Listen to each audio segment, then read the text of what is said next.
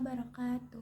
Perkenalkan, nama saya Mahira Aniti Kania Munifah dari kelas 11 IPS 2. Di sini saya akan menjelaskan materi bab 2 tentang pergerakan kebangsaan Indonesia. Pada awal abad ke-20, pergerakan kebangsaan Indonesia adalah gerakan yang bertujuan untuk mencapai kemerdekaan Indonesia dari jajahan Belanda. Gerakan ini melibatkan banyak tokoh seperti Insinyur Soekarno, Mohatta, Sultan Jasir, dan lain-lain. Dan organisasi-organisasi seperti Budi Utomo, Syarikat Islam, dan Partai Nasional Indonesia. Materi yang pertama ada kebangkitan bangsa Timur atau nasionalisme Asia. Dalam konteks sejarah di Asia, kebangkitan nasional dan nasionalisme bangsa Timur lahir karena adanya kolonialisme dan imperialisme awal abad ke-20.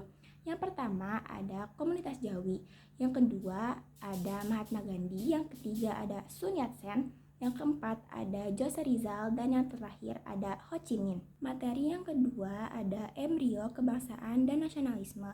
Salah satu faktor lahirnya embrio kebangsaan dan nasionalisme adalah perkembangan demokrasi dan persebaran politik di dunia yang terjadi setelah Perang Dunia Pertama. Organisasi Pergerakan Indonesia yang pertama ada Budi Utomo. Tokoh yang berperan di dalamnya yaitu Dr. Supomo dan Dr. Wahidin Sudiharsodo. Yang kedua ada Indis Partij. Tokoh yang berperan di dalamnya ada E.F.E. Dowesdekker, Titjo Mangunkusumo, dan Suwardi Suryaningrat. Yang ketiga ada Partai Nasional Indonesia atau PNI. Tokoh yang berperan di dalamnya ada Insinyur Soekarno dan Mohatta.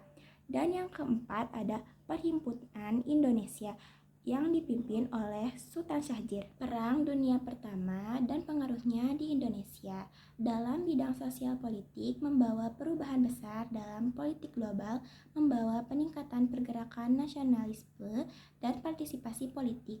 Dalam bidang ekonomi memengaruhi permintaan dalam negeri, peningkatan investasi asing, dan teknologi inovasi. Kongres Pemuda dan Kongres Perempuan. Yang pertama, Kongres Sumpah Pemuda dibagi menjadi Kongres Sumpah Pemuda pertama dan Sumpah Pemuda kedua.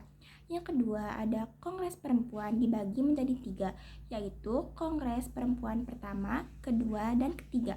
Pers dan sastra pembawa kemajuan yang berkaitan dengan pengaruh perkembangan pers yang dikelola Belanda dan etnis Tionghoa. Materi yang ketiga ada akhir masa kolonial Belanda. Yang pertama ada krisis ekonomi, yang kedua ada kisah wabah dan penyakit di Nusantara, dan yang terakhir ada Perang Dunia Kedua. Itu tadi penjelasan materi tentang pergerakan kebangsaan Indonesia dari saya. Sebelumnya mohon maaf apabila terdapat kesalahan kata. Terima kasih. Wassalamualaikum warahmatullahi wabarakatuh.